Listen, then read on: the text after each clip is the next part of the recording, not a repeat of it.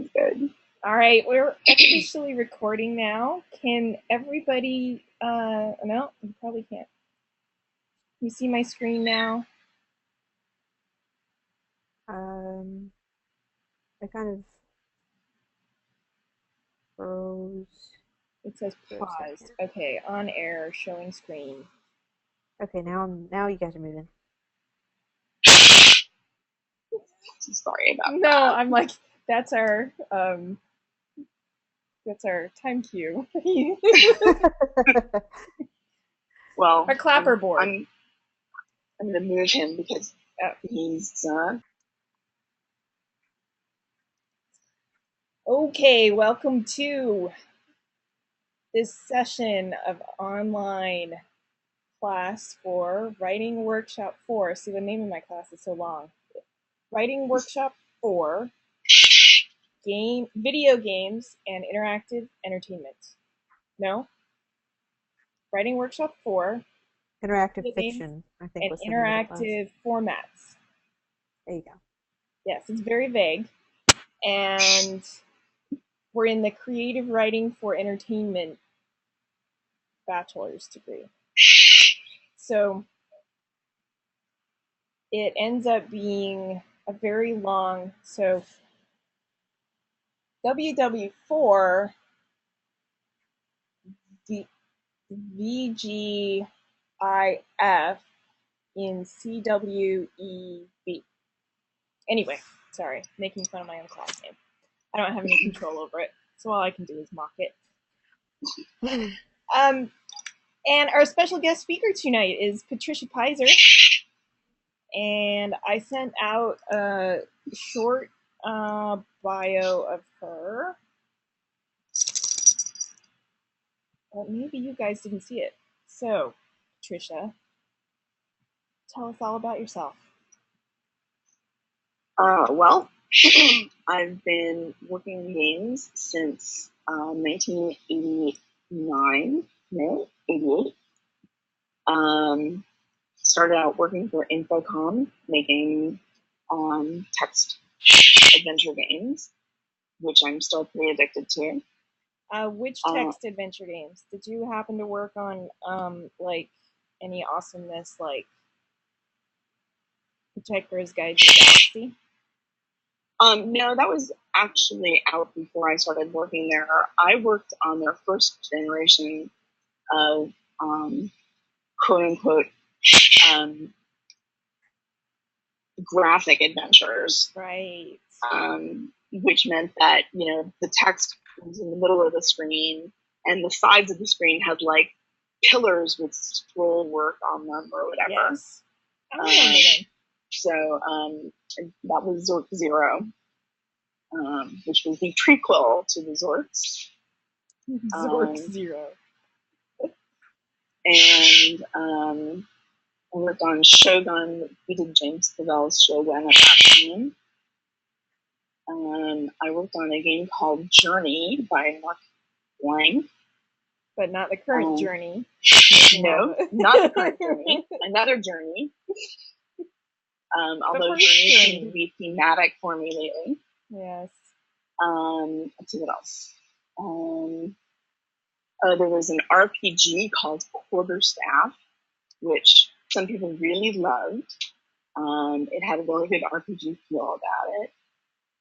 And another game I worked on there is Arthur, which was a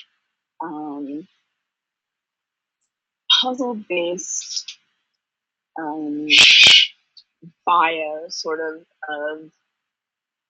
King Arthur as a child, and the things that Merlin set him up to do to learn all of the things that he needed to know. I think I played that.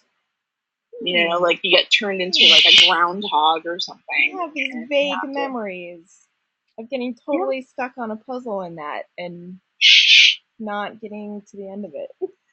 Yes, such is the story with many games like that. Yes, that's my heartbreaker is Zelda,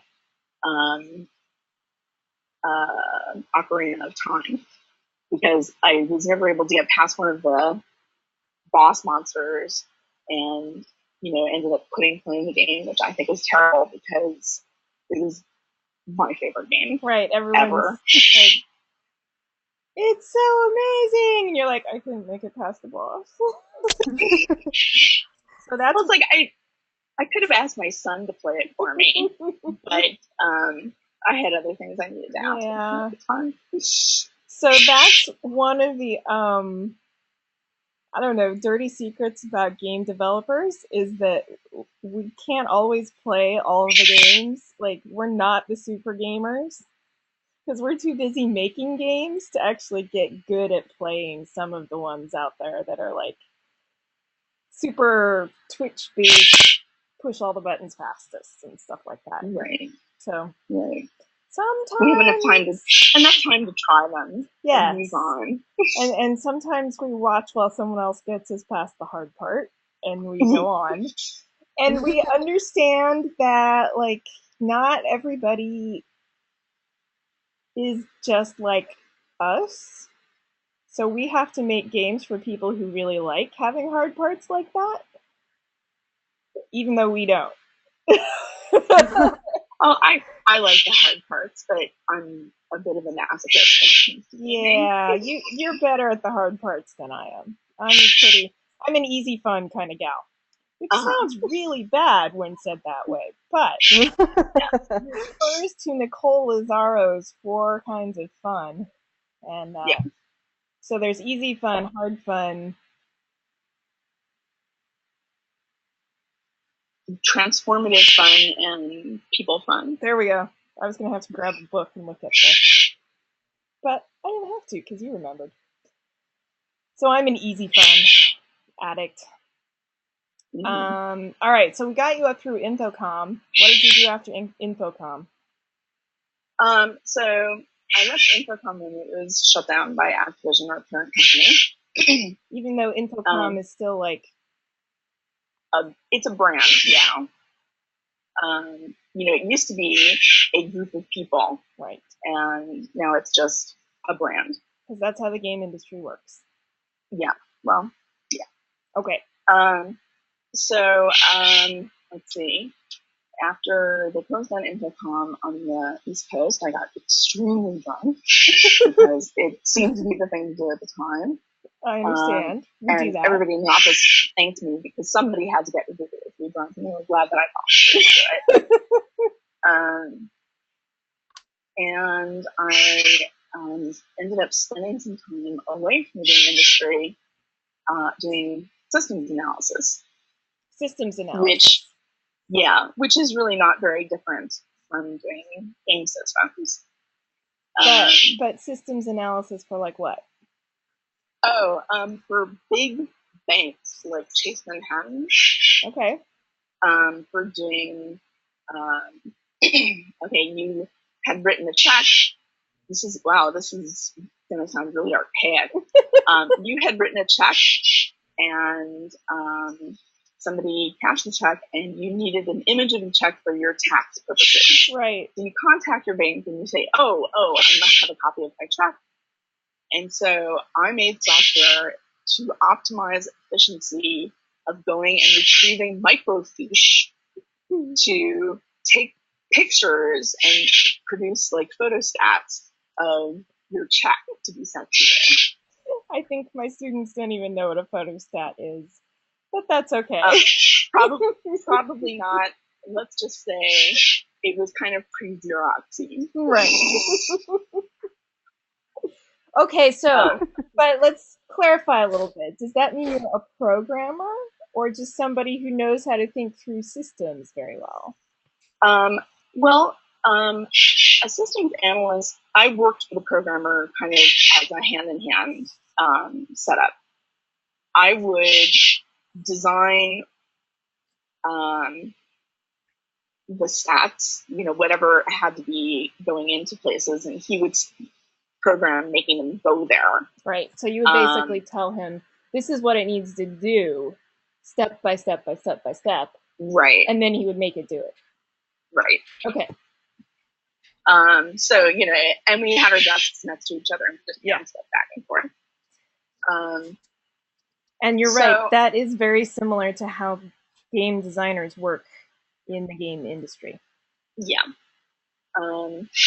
So after that, I got picked up by WW4 Games, which was a Stephen Moratsky company. Steve had enjoyed working with me at Infocom, and when they were ready to have a tester, they called me and asked me if I'd be interested in testing. And I left as a chance. And so I was there for several years. So even though you had really felt burned by the game industry, when someone said, hey, will you come test games for us, you went back? Yeah, because, well, first of all, anything was better than being a systems analyst. I came down with chicken pox, and I was grateful. You just said it was better or about the same, not that different from game design. So... Well...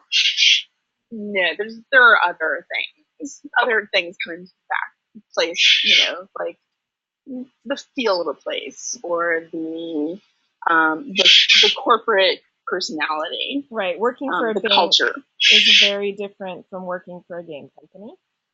Yeah. And working on making things financially reliable is not the same thing as making something that is fun. No, not at all. I tried to put fun in there and I failed. I understand.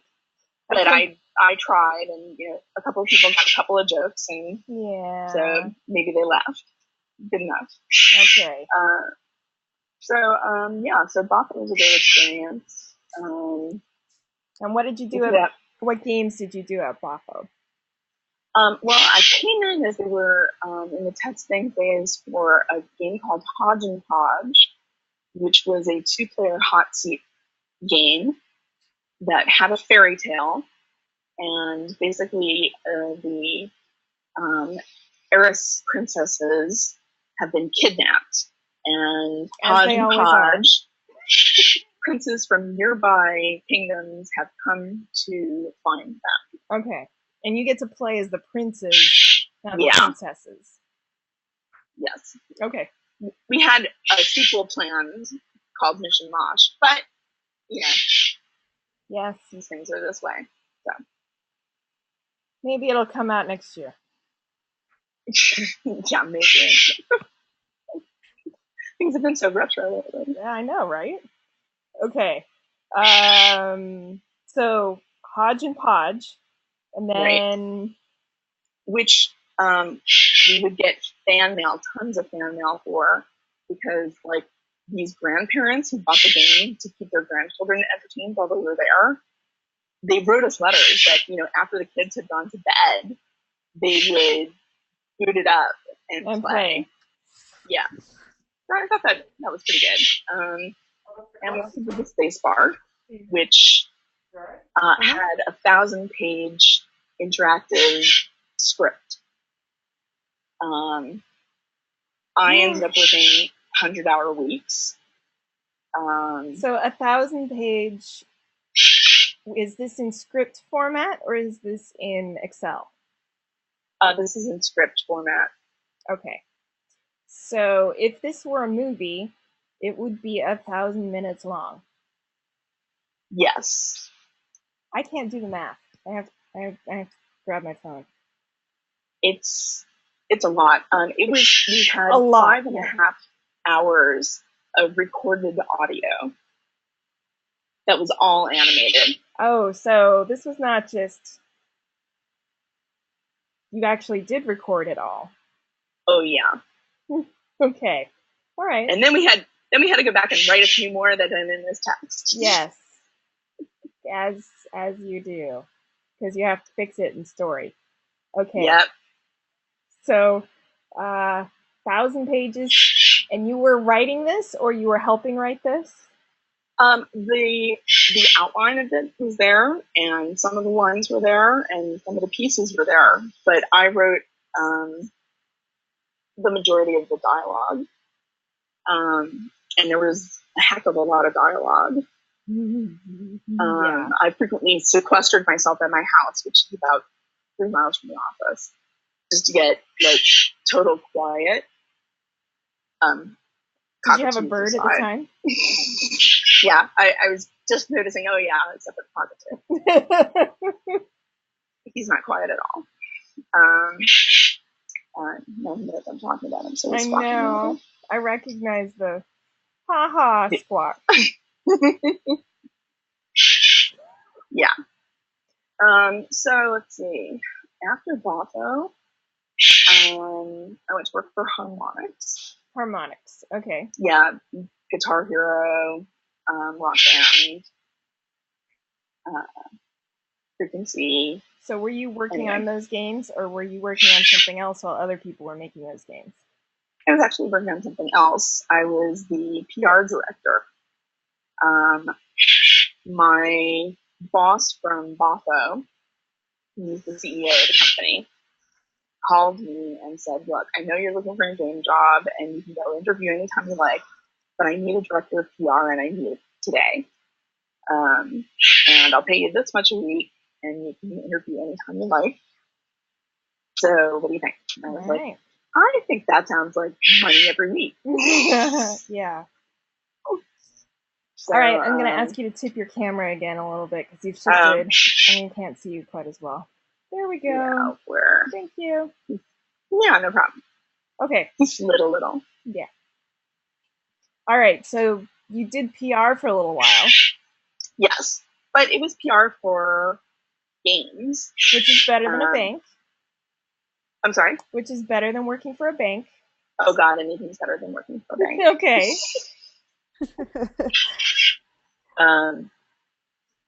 They get very hysterical. Well, yeah. No, okay, I will stop bringing it up. So PR for Harmonix. So I found a game job literally a mile from my house.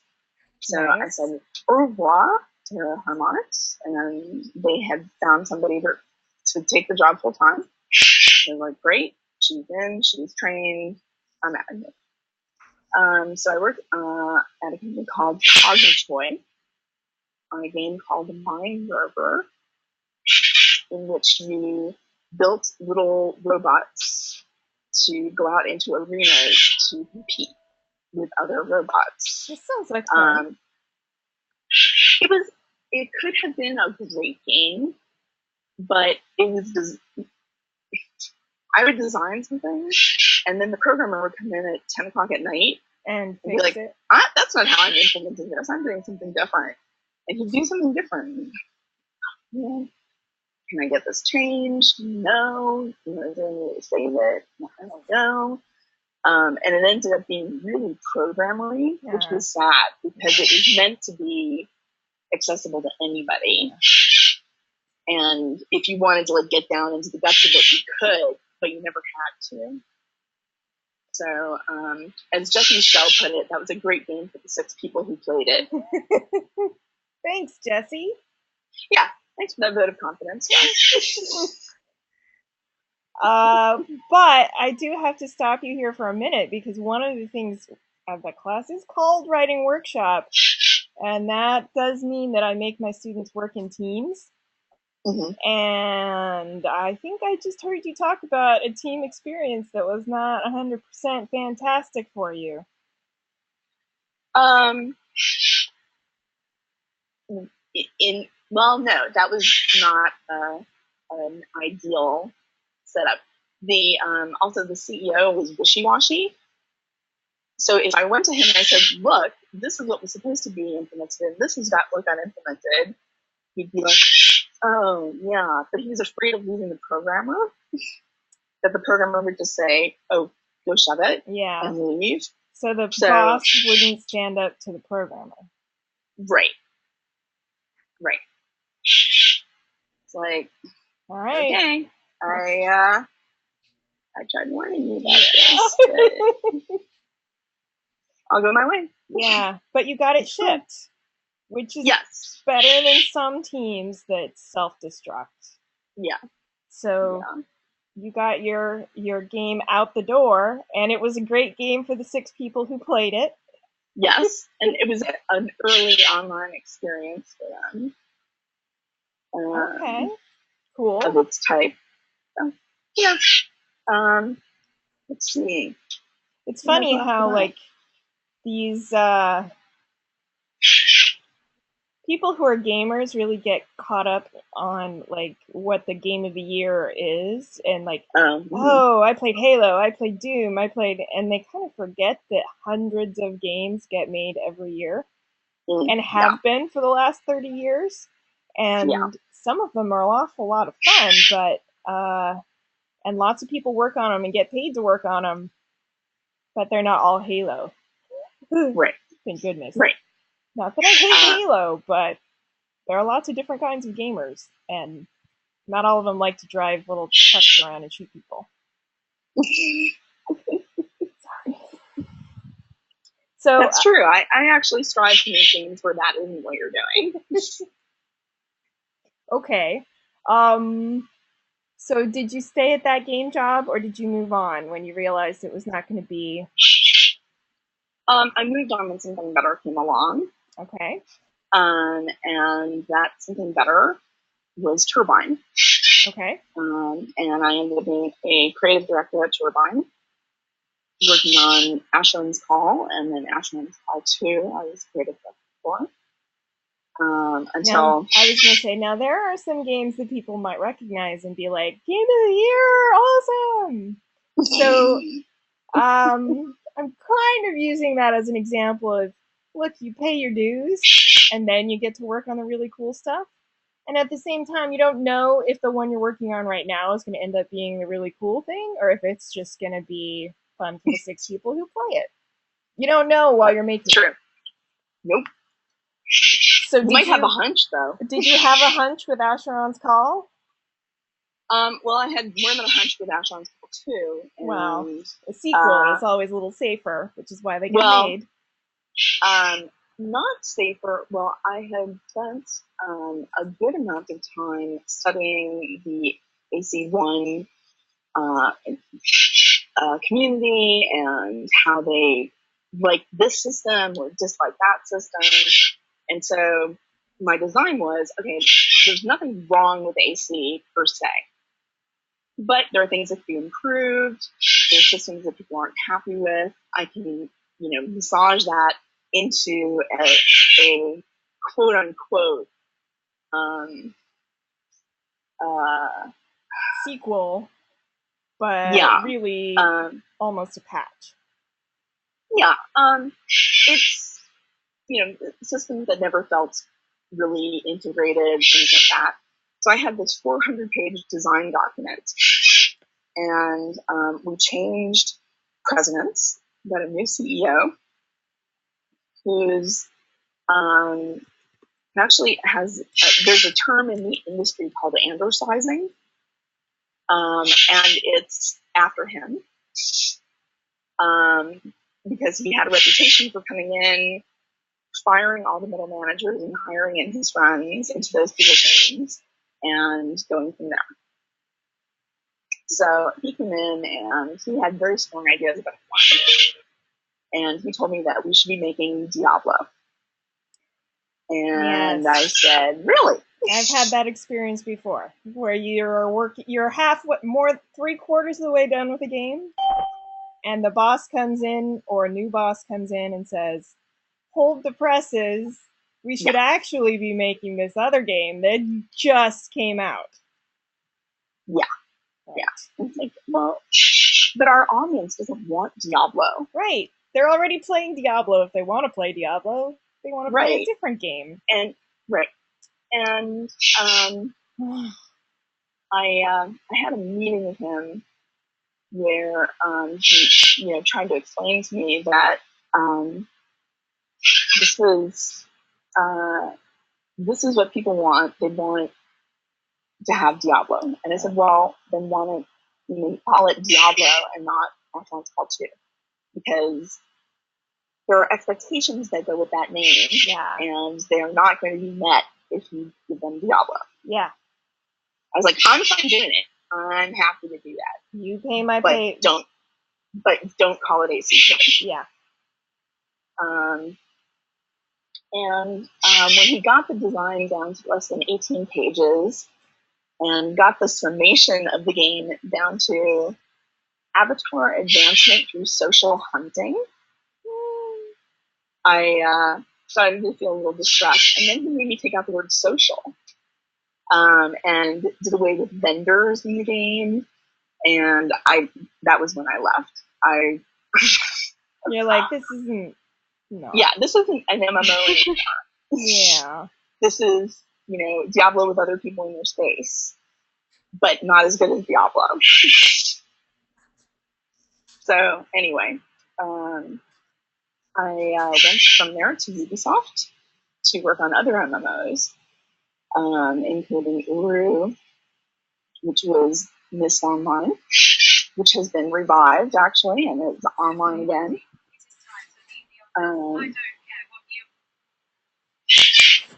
Let's see what else did I work on. A little bit on the Matrix online. Man, did that even launch? Yeah, it did. It didn't last very long. I shouldn't have said it quite that way. Oh no. No, we told them there were problems with it. Yes, now I'm remembering. Like, yeah. I wanted to play it, and then the outrage, and I was like, oh, maybe I don't want to spend that much money. Because at the time, it wasn't subscription, was it? No. You paid like $70, or maybe they went to like $70 and then an additional subscription. That's what I'm remembering now. Yeah, I forgot. It was shut down this year, right? The Matrix? Yeah. No, Toontown, Pirates of the Caribbean Online, and Fairies were all shut down. I worked on Toontown, and it was really kind of sad for me to find out that it's gone. Toontown? I know. Yeah, sad face. How can they do that? Isn't Roger Rabbit going to come back? I'm sorry. Now I'm making jokes like across genres. Okay. It is true, though, that even MMOs don't live forever. No, they shut down, and that's painful and upsetting for everybody involved. It is, not just the players. Like, the players think the developers are out to, like, hurt them. To get them, yeah. And you're like, no, actually, we're crying here. Like, you guys are a little bit sad because your game's going away, and we are in tears and somebody is getting dead drunk so that not all of us have to, but yeah, we all want to, and yeah, okay. So, I'm getting the sense that a career in games can have a lot of ups and downs. Yeah. It has that yo-yo-like quality. Yeah. But I've found that, people ask me, why do you do this? Freaking you're working so hard and so many hours. And so and I'm seeing you, crying. Why do you do this to yourself, Patricia? But, the first time you have somebody say something gleeful to you about your game without them knowing that it was your game is extremely gratifying. And it's extremely gratifying every time it happens. Yeah, it kind of is. It's kind of awesome. And it's kind of awesome to see people playing it and enjoying it, even if it's, people or just the testers. You walk into the testing room and you're like, oh, they're having fun. It's like, oh, that's awesome. And I think that thrill, that high, makes up for the occasional really deep valley of whoa. Oh, yeah. Like, okay. Gamers can be a very harsh crowd, too. They can get pretty mean in their comments. I think you can't hear Amanda very well, Patricia. I heard her partially.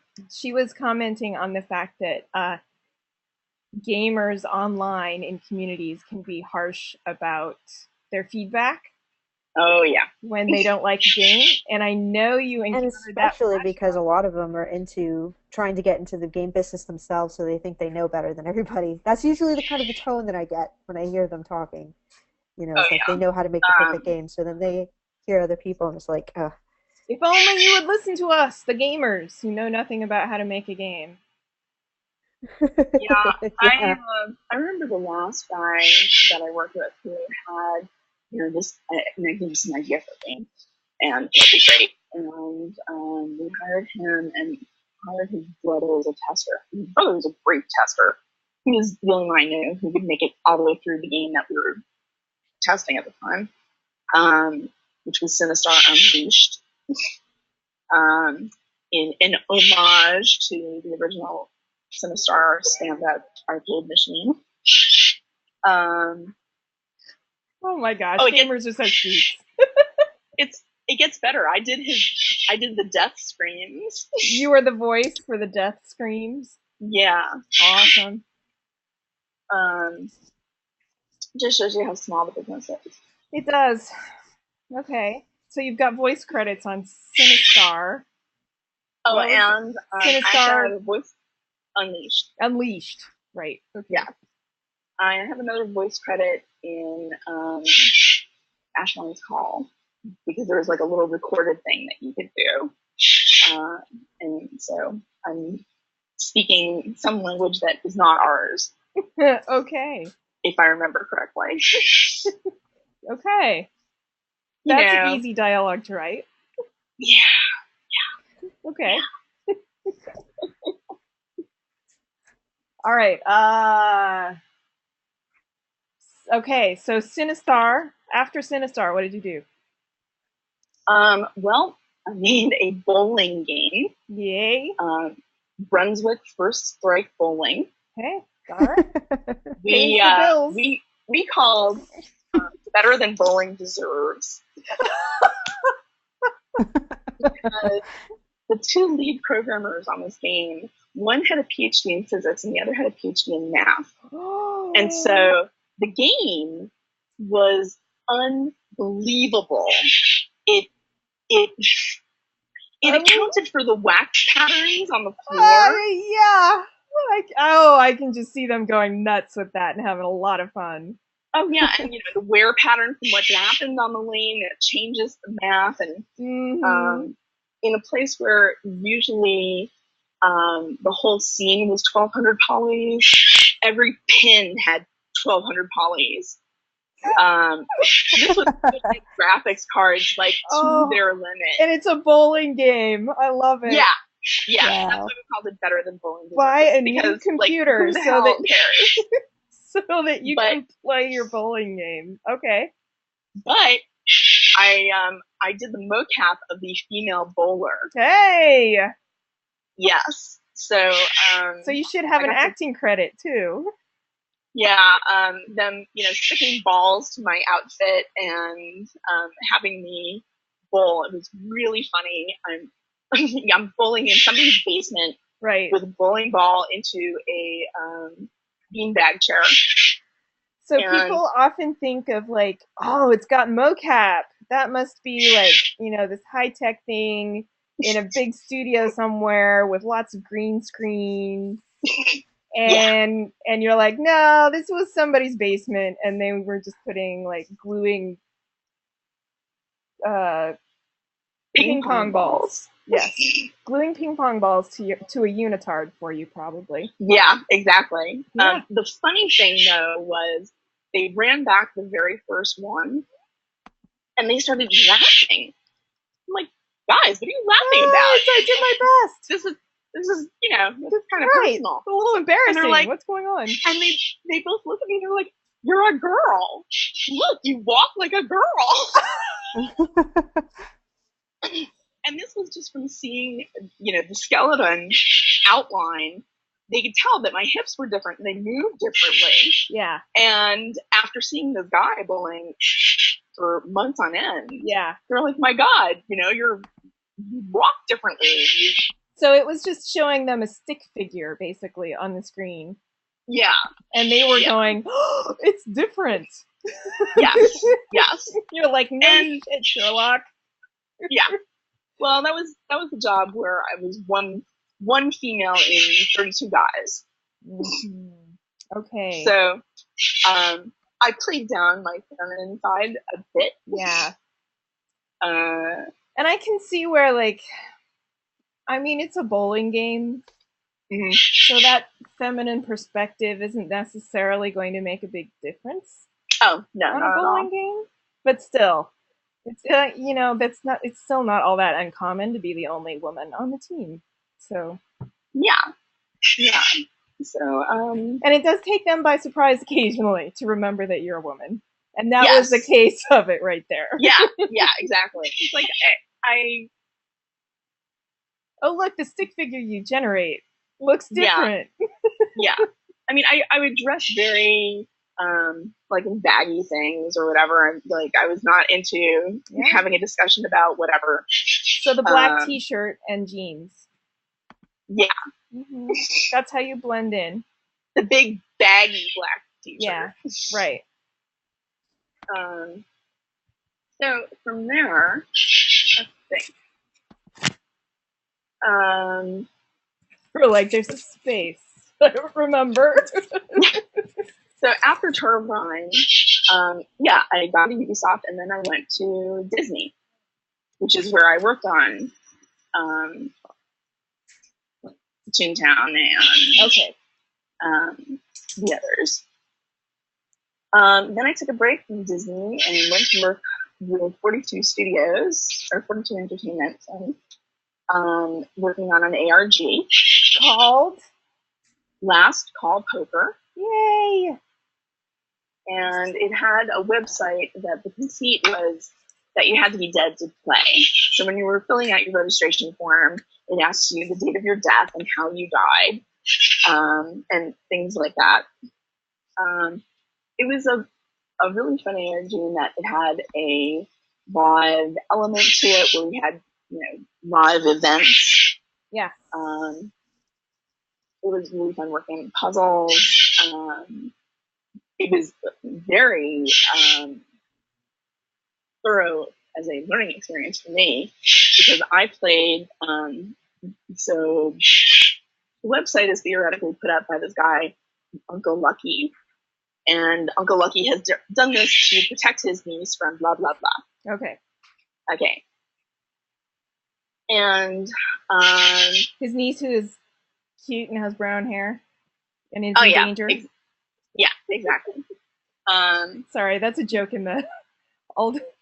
For students, that's a joke in the alternate reality game space. Is that they all have to fit.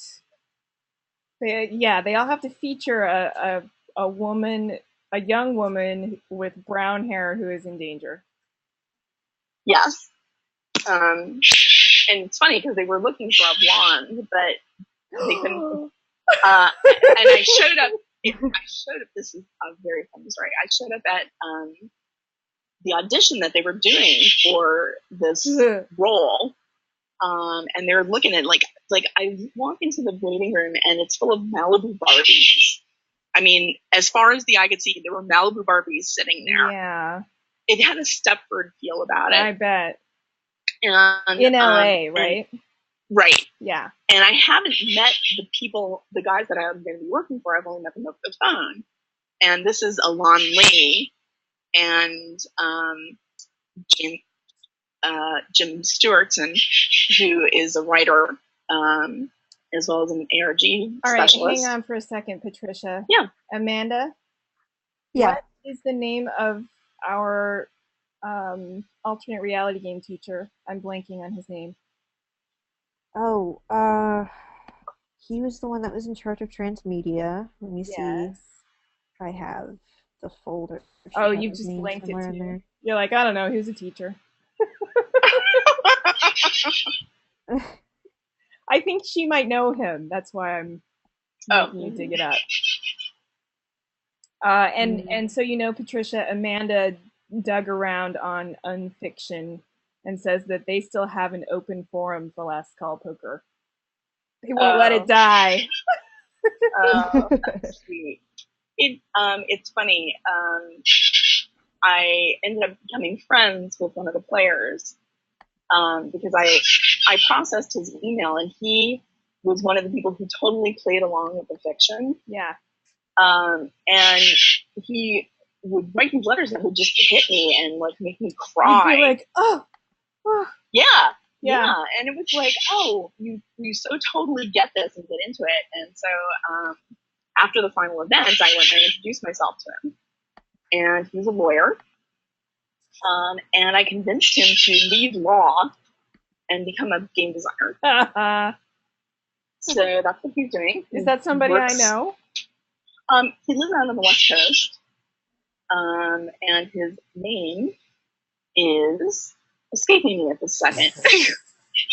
Oh, that's okay. I can see him, Brett. Brett. Okay. I can't think of a Brett that I know personally. So no. Okay. No, I wouldn't think so. But so Brett is making his living doing like acting parts and then game gigs where he can get them. Cool. But yeah, and that's kind of all your fault. Yeah. And I'm proud of myself. Yay. James Shannon. Sorry? James Shannon. James Shannon. That's not, he was my teacher. Huh. Yeah, he was my teacher for transmedia, so for the ARGs and stuff like that. Maybe he came to work for 42 after you. Yeah, that could be. Anyway, a lot of people contract there for some period of time, including you, including me. Though I went back to Disney after that, so that I could build a social network for kids that was safe for kids on DS and internet infrastructure. And since then, I've been... Wait, you're being too modest there. What? That was a huge game. Which? The Penguins. Oh, okay, right. So, yeah. So I did Club Penguin DS, the Elite Penguin Force. Yes. Sorry. Which was obviously a Club Penguin game, and I got to work with the Club Penguin guys who were fantastic. And Kelowna, where they live up in Canada, British Columbia, is actually not as gruesomely cold as most things around it. It's like this little warm valley with mountains around it. Okay. So yeah, that was a really fun experience, and everybody knows about Club Penguin, so it's really easy to say, "Oh, well, it was on the Club Penguin game." Yes.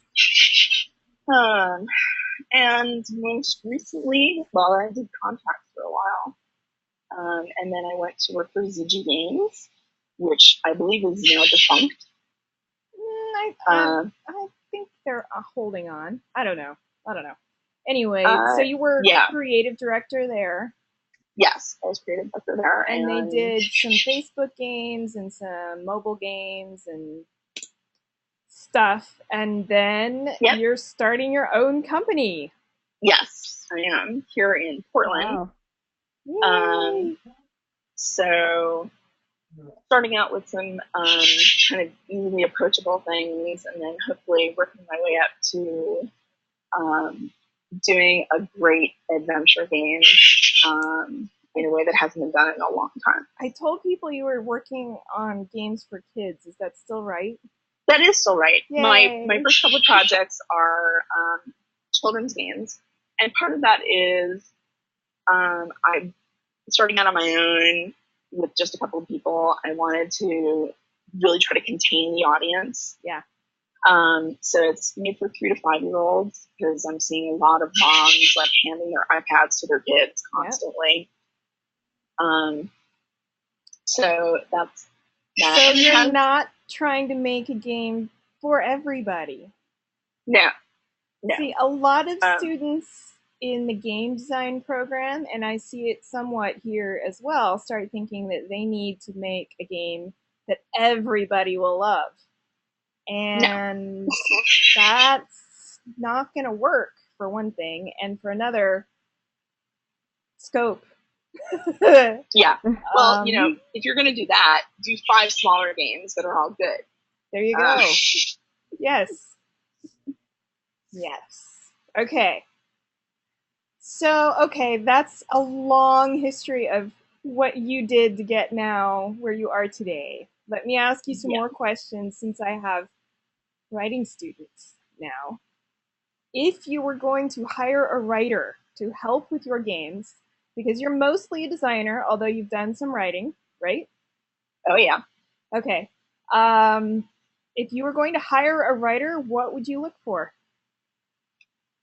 Well, the first thing that I look for in someone who would be working with me that closely would be a certain amount of simpatico. That I need to find the right kind of personality, or I would be happier if I found the right kind of personality. Yeah.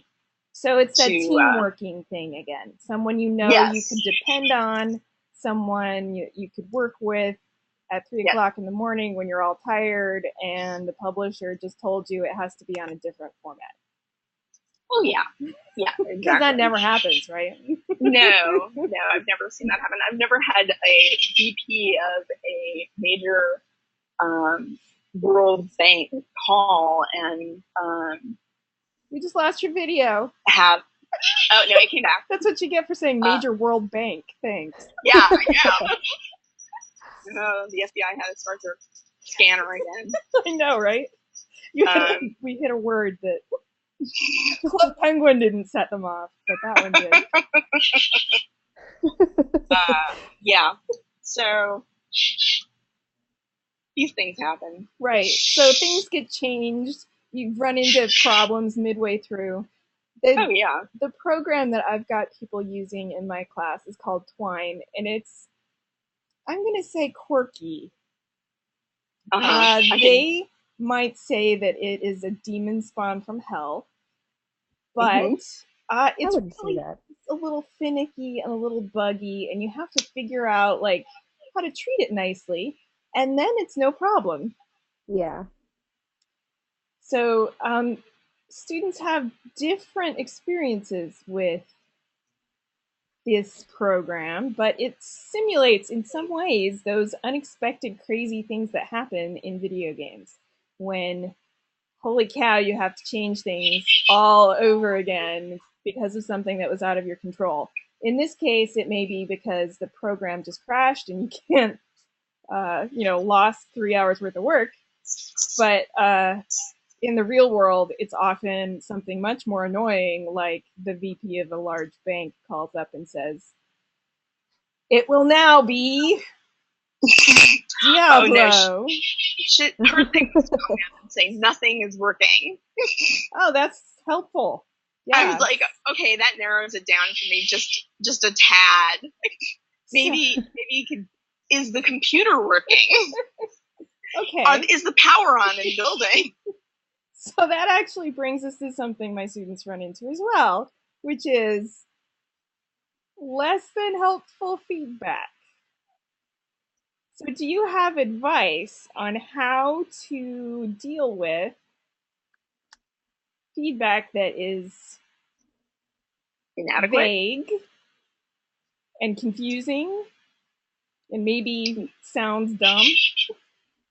Well, I ask a lot of questions. Okay. To make and repeat back to the person I'm talking to whatever was the key of our topic, and to stick to that while we discuss it. So a theme.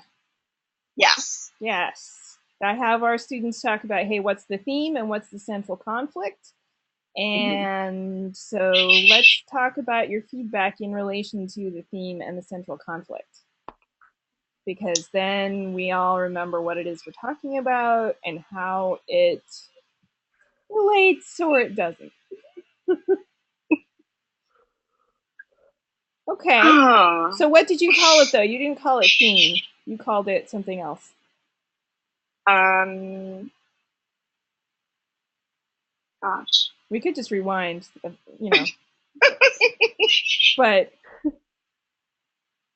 I try to notice when there's like a little bit of jargon going on, and yeah, I've been trying to avoid it, but I slip into it now and then. It's funny because in class I said something and my students looked at me and they were like, I get the sense that if you and your game industry buddies get together, we wouldn't understand a word you said.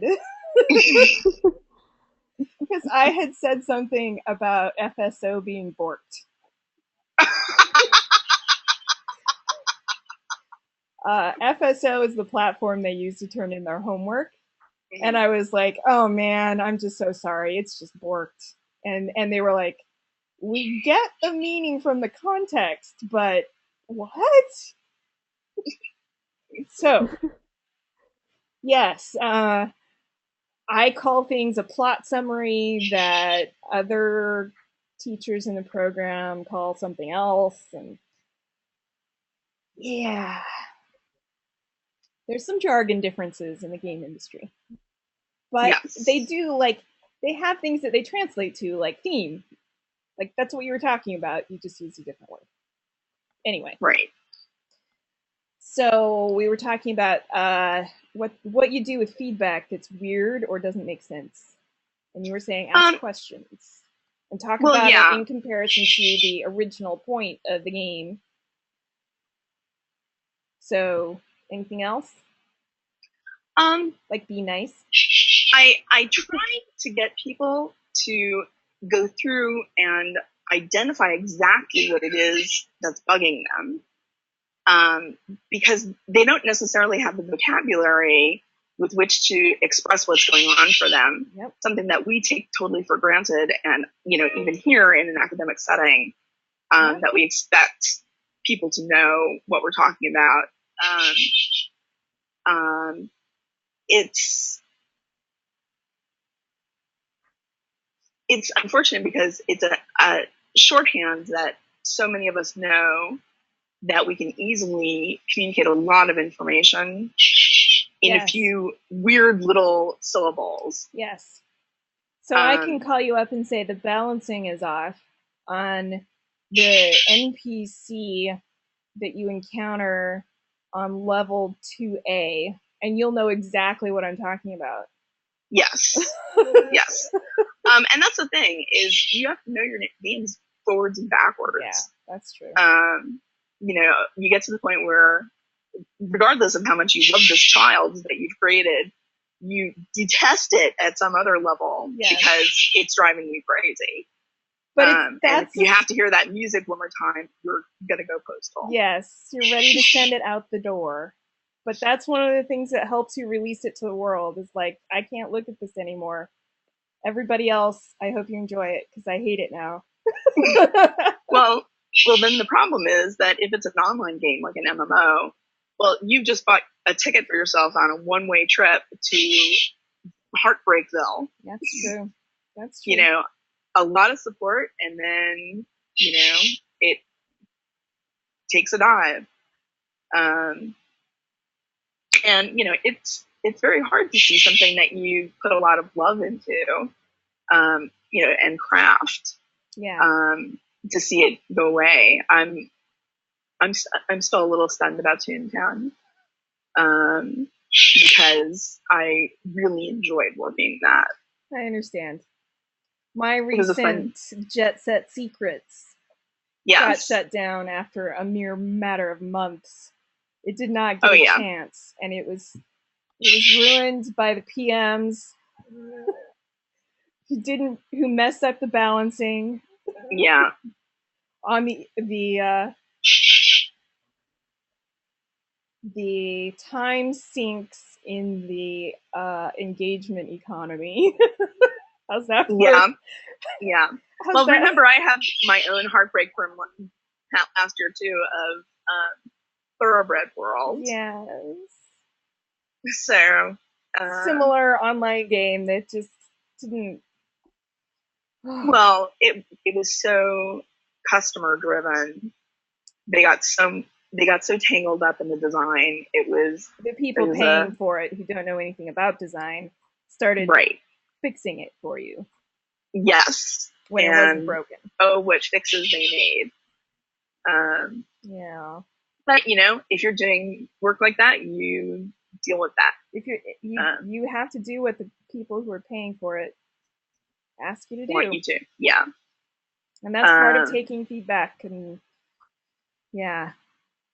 implementing it. And that's one reason that I require you guys to take at least one suggestion from one of you, and by you guys, I'm starting to talk to my class again. I require them to give each other feedback. So I have to say 3 constructive things, as in, I think this could be improved, maybe you could do that, you know. I don't want to call it negative, because you're not really being negative. The point is to help make it better. But 3 things that you can help make it better, and 1 thing that you really liked. Because quite frequently, especially as creatives, it's easy for us to focus on the negative things that people say, and then go and by accident we take out the thing that they loved, because we didn't know they love it. They didn't tell us that they loved it. And so, you know, the next iteration they'll come back and say, but where did the little girl go? She was so cute. And I was like, I thought she was part of the distractions that you were complaining about. What are you talking about? So I asked them to say 1 really nice thing and 3 things that are negative, and they have to pick one of those 3 things and implement it. And sometimes that's hard because the person on their team is not necessarily well versed in the genre they picked, or not really interested in giving really solid feedback, or is afraid of hurting feelings, and so they don't really say anything negative or helpful. So I know they hate it, and they're like, this is a bad experience. And I'm kind of going, yeah, that's kind of the point, because so often in the game industry you have to work as in such a collaborative space that it has to be, you have to figure out how to make things fit that you don't want to make fit. You just do. True. And at least while you're in my class, you can take it out after you finish my class. If you don't like it, you can fix it later, because you're the one bankrolling this. But while you're in my class, you have to do things that you might not want to do in your game. So, and it's all because it's so, like, I'm trying to give you that experience of real life, so that when it does hit you, yes, well, and the uncomfortableness of other people being like, no, I think you should add zombies. You know, that one does not come up infrequently. I think you should add zombies, and you're just like, what? But in reality, out in the real world making games, it's not as uncommon right now for someone to say, I think you should add zombies. Like, how many zombie games are out there right now? Yeah. Oh, if only we had a zombie hunter game. I know, we need one of those, right? We need one that's a different kind of monster. Maybe this Frankenstein flick will catch on in a fashion that would make them go, away from zombies. And I'm tired of vampires too. I'm tired of vampires too. So, but I have to tell you that Dansky and I are talking about kickstarting a squatching game. Oh, really? We're like, why is this not out there, and why haven't we kickstarted it? So, yeah, it's too bad we're both, currently employed and would need. The thing is, like, we know how much it would cost to make one of those, and so we wouldn't be one of these crazy people asking on Kickstarter for $30,000 to make a game. We'd be like, all right, everybody, we need $2 million to get us started on making the best squatching game ever, because everybody needs a Sasquatch game, right? Anyway. And that's why it would fail, because we'd be asking for $2 million. Yeah. But oh, well. maybe you get enough for that research trip. Yes, and we'll give everyone updates, and we'll have to turn it into an ARG because we don't have the money for the making it into a video game. So we'll just bring a video camera along and be like, yeah, okay, sorry, we've gotten off on a tangent. That's way too fun. Yes, so it's not uncommon for somebody who doesn't know what they're talking about to come in and tell you to put zombies in your game. And you have to put zombies in your game because they're paying the bills, so you do it. Yeah, on the space bar, they came to us after we'd had both recording sessions, and they insisted that we give you the protagonist a dog or something. After you've recorded video, or I mean audio. Yeah. After you've recorded audio. Yeah. On this 1,000 page script. Right. They're like, and I think it needs a dog. Yeah. It needs a dog. We were like, a dog, huh? And we literally, the CEO, the chief creative officer, Moretsky, and the chief operating officer all got together with me that night at Moretsky's house, and we drank wine until we came up with a solution to the problem. And what we presented was, because it was this noir style story, we could have this detective have a partner who gets kidnapped. The idea was your dog gets kidnapped, and that's what gives you the motivation to finish the game. Like, no, puzzles that people are addicted to are the reason to play the game. Solving the mystery is the reason you finish the game. Like, seriously. Yeah. Oh, that's what they. Oh. Right. But a dog would fix everything. Yeah, the dog. Yeah. Would fix everything.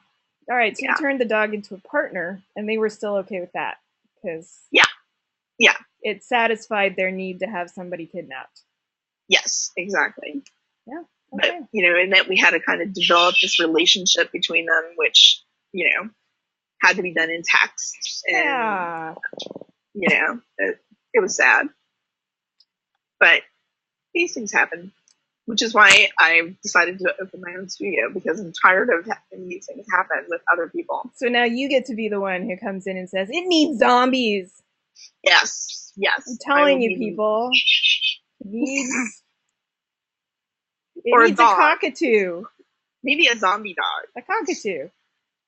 Yes, I would be happy to add my cockatoo. Where is the cockatoo in this game? I think you're missing a cockatoo. Yes, it's light. It's light on cockatoo.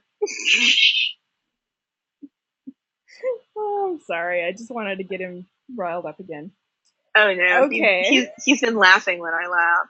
I know. It's adorable. Okay. Okay, we can only see the top of your head again, so you have to fix that. Sorry. I wandered. And I'm finally going to turn it over to our huge attendee audience here. Amanda, do you have any questions? You were pretty thorough. I guess just like what are some of the unique challenges? I guess I don't know. That was basically the question I was going to come in with, was what challenges did you face just working in MMOs as opposed to other types of games? Oh, but well, you pretty much already answered that. Yeah. MMOs, the thing about them that is really hard is that you spend 2 or 3 months years of your life getting them out there and published. And that's grueling. All right, we can't see your face. Then face. You get, yep. Oh, sorry. See you. Thank you. Yeah. So then it goes live. And once it goes live, that's when the real work begins. So you have this thing that you've had this love-hate relationship with for some time now, and now it's out there in the world and you have to support it.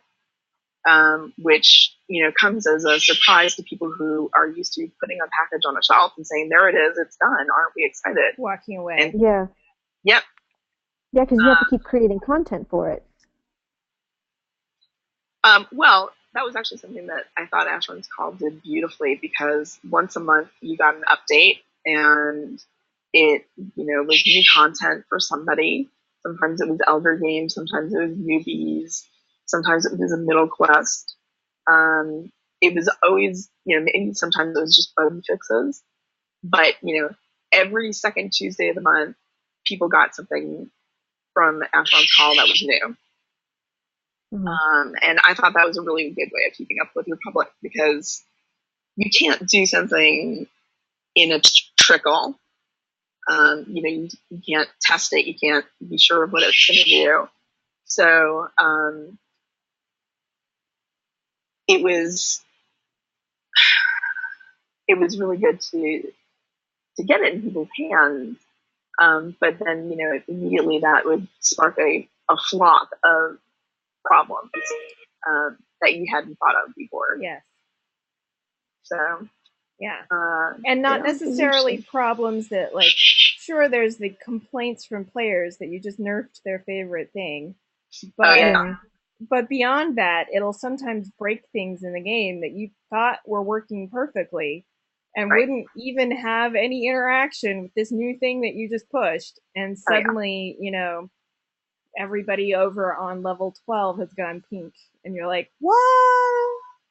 Yeah.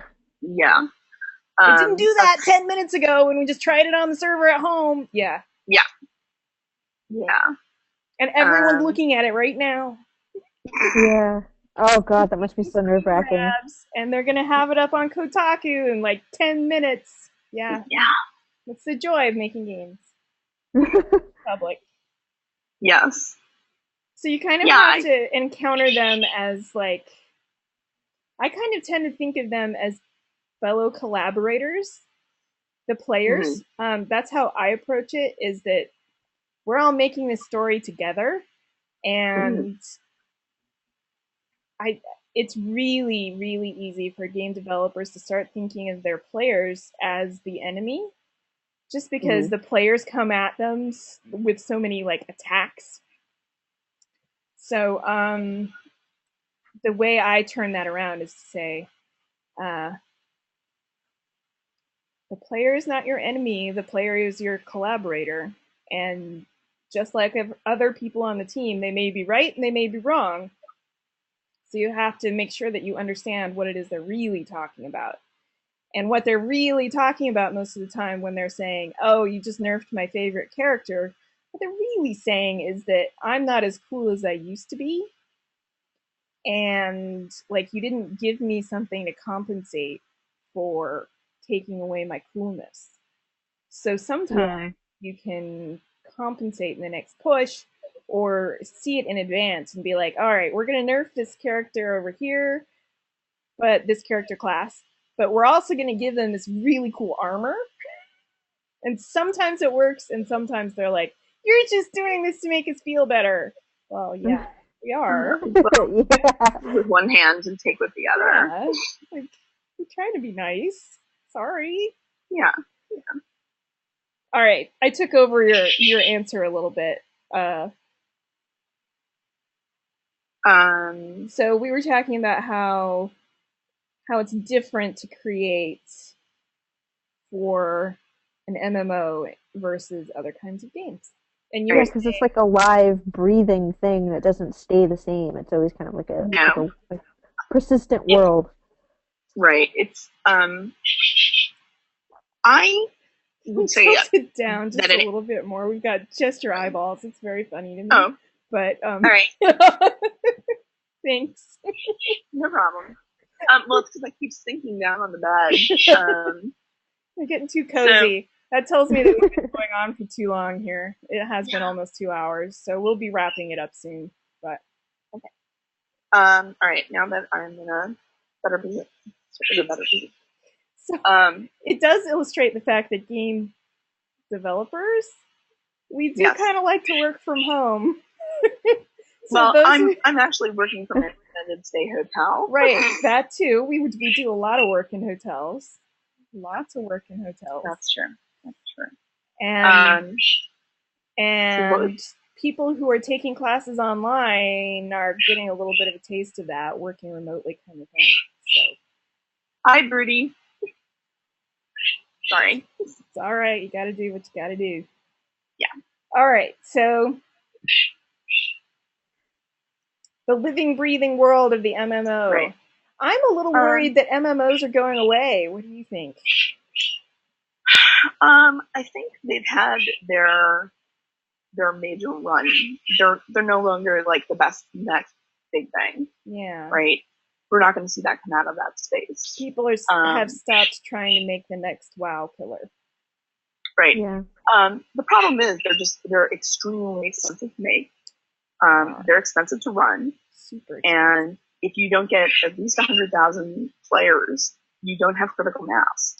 And it's 100,000 players consistently. So even if you get 100,000 people to try it the very first week, right. if they don't stick around or somebody comes and takes their place, right.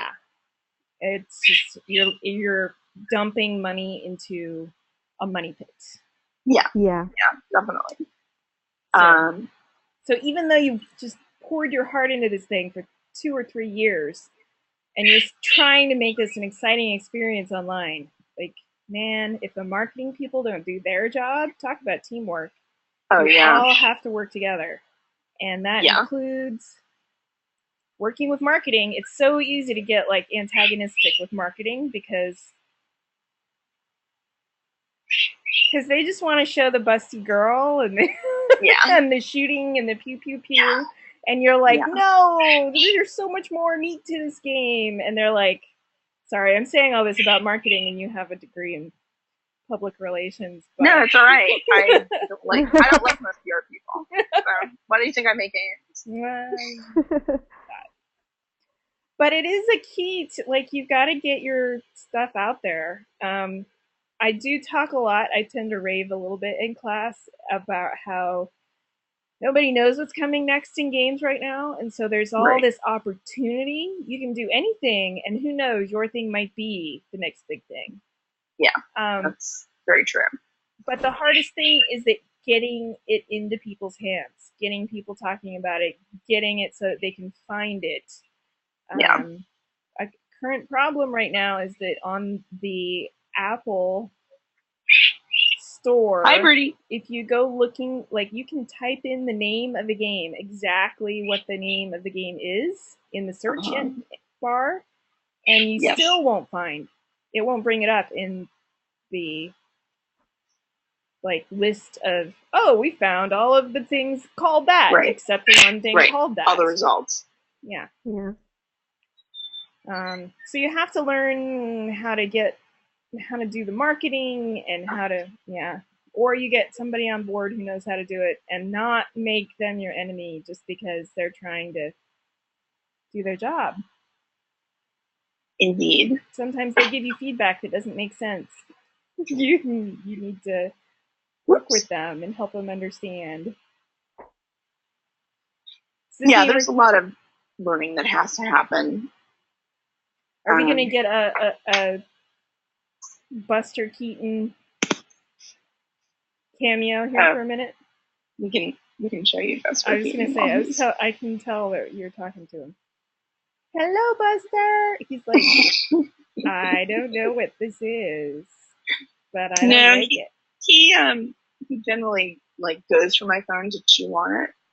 But I know, right but now he sees my face on it, and he's like, I know her. I don't like her. That's only because you would steal me away. I know, I would. I'd go be like, bye, Buster. You'd be like, oh, you're taking her. Anyway. Yeah, well, I think he's sick of me now. Well, now he's being quiet, so. Yeah, I just took him out of the bathroom where he was in the dark. Oh. My extreme your punishment measure, which I hate doing. Oh, I had to put combination locks on the door cage because he was able to get the clips open. I can barely get the clips open. I don't know how he did it. Well, I do. I watched him now, and he can do it quite speedily. I point out. As soon as you clip it and turn your back, he's like, plop, yeah, plop. Hello. Yeah, but so I bought a couple of locks at Ace Hardware, and they have their little combination locks for like 4 spinners. Yeah. And unfortunately, it's so hard to see the numbers that I'm like, oh no, I have to put my glasses on to open the stupid cage. And I'm telling you, he's going to figure out how to open those locks. Well, we decided we're going to go for 150 because that way I will not get bitten opening it. And yes. Keys. Hopefully he won't be able to figure out how to do it without a key. I was going to say, I think key is although he might learn how to pick the lock with his beak. I don't know. Okay, we've gotten a little bit off topic. Yes. So we'll bring it back around. All right, Amanda, do you have any other questions? No, not really. Nothing. Like I said, you were very thorough.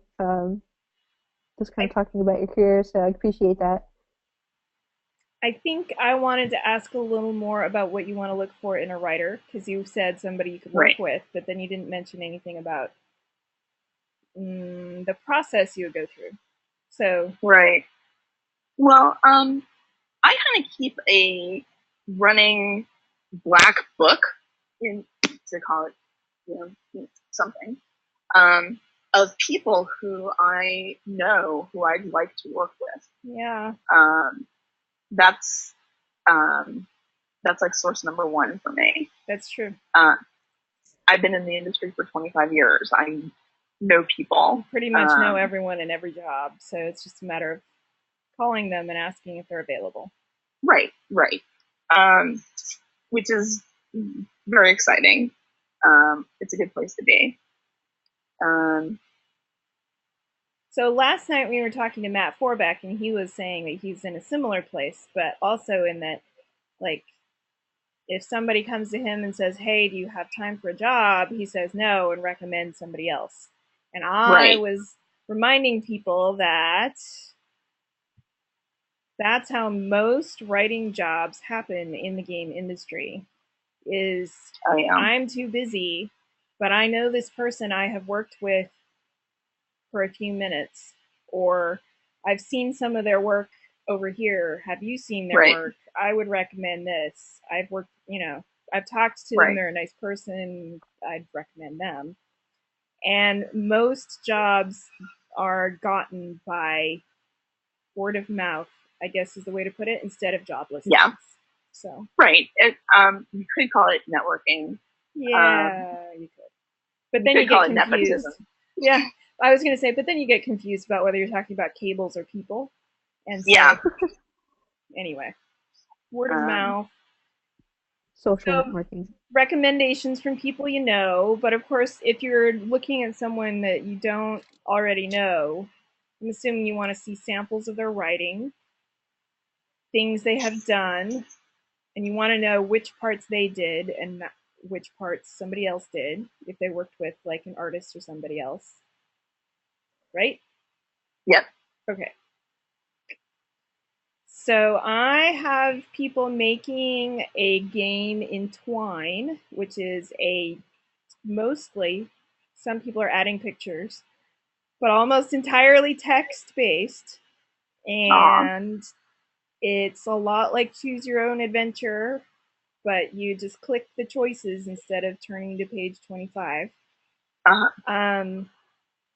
And the person who's here tonight, actually, Amanda, has one that she would love it if you could read hers and give her some feedback. Yep.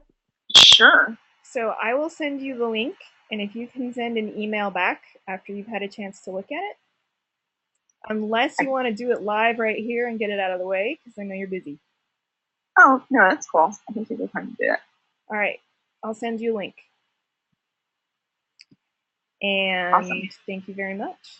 Thank you. My pleasure. Any last words of advice for people who want to be a game writer when they graduate? Know your games. Play as many as you can. Be opinionated about them. Have beliefs. And of course, keep your writing solid and do me a favor, use autocorrect and spelling programs and grammatical suggestions from Microsoft Word, because generally they're right. Grammar, spelling, attention to detail, these things matter. Yes, they do. Yeah. They do a lot. So, and you were saying about playing games, like you would just try them, kind of dip your toe into them, maybe not complete them all the time. Yeah, I play them as much as I need to. Like, there are some games that you need to put 80 hours into to really get what the game is going for. But most games I can evaluate roughly, within an hour, or sometimes half an hour. I guess I should get a gameplay account. Well, one of the things, that's one way to do it, definitely. But you can also just go down to the local GameStop and see what they have running on their little things right then. Vendors, yeah. And play it yourself, or like some like Target and Walmart, they have sometimes got setups where you can try games. Okay. So you don't always have to even spend money. This is like the secret. Yeah, you don't always have to. But you can also talk to your friends and trade. Yes, borrow and loan them. Borrowing. It's a good thing I have a bunch of nerds for friends. Yes. And here's my dirty little secret. You can also go to YouTube and type in the name of the game. You can almost always see people showing off playing it. Yeah, I like watching Let's Plays. Actually, I watch those for fun. So that's a way of getting familiar with the game without having to spend any money too. Like, I wouldn't do that if someone was saying, "Oh, you have to make a game exactly like this one." Like, don't rely on the YouTube videos. Yeah. But if they give you like a list, or if you start hearing all of your friends talking about like Limbo, I haven't actually played, but I don't really feel like I have to. Lots of game developers that may be one that gamers are not talking about a ton, but game developers and game designers have talked about it a lot. Yeah. And it looks kind of interesting, but it also looks like the kind of thing that I would get stuck like 20 minutes in and just throw the controller and be mad. So I watched the videos on YouTube instead and got all the, like, I could watch somebody else play through it. And I was going a couple of times like, I would never think of, no, I would have to go look up the YouTube video anyway just to get past this level because it's so absurd. So, anyway.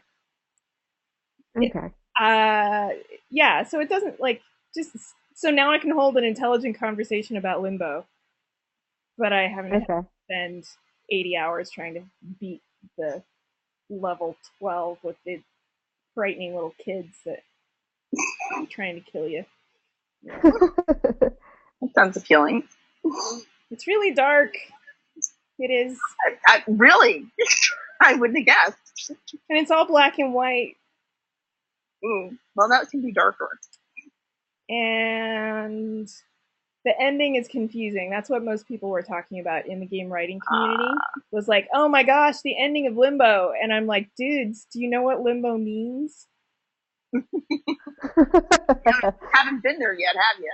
They'd be like, it means you don't really know. I'm like, yeah, guess how it ends. You don't really know where you are, and if you're alive or dead, or who died or didn't, and if anything you did just made any difference. Guess what? You're in limbo. And they're like, oh. Like, yeah, so the ending is perfect. Stop complaining about it, because it totally gets the point across. You just missed the point, because you were trying to make it into a love story or something, and the game is called Limbo. Like, they're giving you the secret right there. Sorry, I get a little, like you said, I have opinions. You do. So, yeah. Anybody who wants to complain about the ending of Limbo, I will throw down. People who want to complain about the ending of Mass Effect, I just want out of that conversation, actually. But, that is a conversation for another day. Because I know the people who made it really wanted it to have a particular feel at the end. And they wanted to make a point with the ending. And they ended up disappointing a lot of people because they put you on rails at the very end, where all the way up until that there were lots of branches and possibilities, and they were making you feel like your choices mattered, and then at the very end turns out It turns into Schrodinger's cat, and all the realities collapse into one. Yeah. Like a few. Right. Like, so everyone gets the same ending. Yeah. Yeah. And they wanted to make sure everyone got the same ending because they didn't want multiple endings out there. And they wanted everyone to have that same feeling of, this is all I can do. But as a result, their players were like, no, you set us up. You set us up to bomb. Yeah. The contract that you made with us when we started playing this game with you was, you promised us an experience that our choices mattered. And in the end, they didn't. And so that's why their audience felt betrayed. And there was really nothing they could do to fix it because you can't unsay what you have said. So. Yeah. All right, I'm ready to close this shop down. Unless anybody else has another question or comment or advice. Nope. Right. No, I think we're good. I guess the only thing I'll finally say is that some people in our program get a little frustrated because they have a class on screenwriting, and they have a class on children's literature, and they have a class on games, and they have a class on movies, and like at the end their head is a little bit spinning, like, wait, I really just wanted to focus on one thing. But every person I've had as a guest speaker, as I've had them go through, hey, tell me about your career, you don't get to do just one thing. If you want to work in games, you also have to work in other things as well, because games are not stable enough. So you go work in PR for a while, or you go work for a bank for a while, or you go work in television for a while, you go write some books, whatever. It's not dissimilar to drugs. You just keep raising money until you have enough to buy a head of a game. It'll go under, and then you'll be okay for a little while. Then you'll want a hit. Sadly, yes. I'm afraid if we could do other things, we would, because it would be more stable. We wouldn't be in hotel rooms with our birds. Yeah. And yet, when we go try to do those things, we're like, I just want to go make a game. Get me out of here. I just want to go make a game. Yep. So. Well, that's what I'm going to go do. Yeah, go do that. You've got a couple more hours on me because you're on the other side of the country. So thank you very much for your time. And I will send you Amanda's story. I'll send you an email, and maybe some other students as well. But since Amanda showed up tonight, then I'm going to say she gets first crack at your time. So. Okay. Cool. Thanks. Thank you very much. That was thank you. I was going to say I was talking over Amanda as she was saying thank you. So. She very politely said thank you. Well, you're very welcome. Okay. I will talk to you later, Patricia, and I will talk to you later, Amanda. And I'm going to end the recording now.